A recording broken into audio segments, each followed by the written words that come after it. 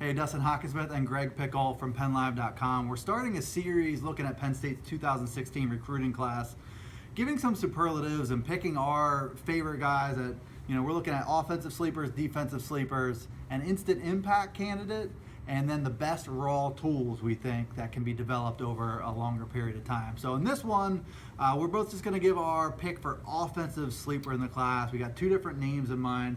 Who do you like for starters? Yeah. Danny Dalton's my pick. I think he's a kid that enrolled early, of course, in January. He was the Massachusetts State Player of the Year, and because of that, Massachusetts, he doesn't get a lot of publicity.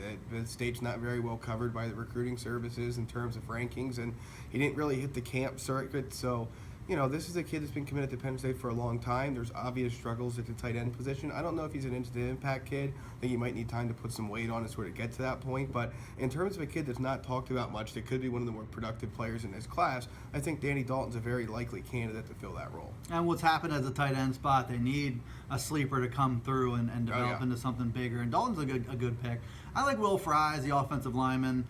I know he's well regarded by some services as a 4-star, depending on where you look. But considering that Michael Mennett and Connor McGovern are both in this class, who are getting a lot more publicity than Fry's is, he's under the radar a little more than he should be. He's a big guy, 6'6", about 280 now, and I could see down the road him being the versatile type, the swing guard tackle that James Franklin really likes. A couple years of development and refining his technique a little bit. His body, his frame is impressive. All the physical tools are there.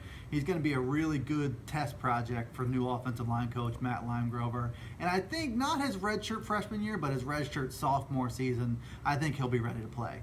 All right, we got plenty more to come on the Penn State football recruiting side of things. Stick with us on PennLive.com/PennStateFootball for plenty more.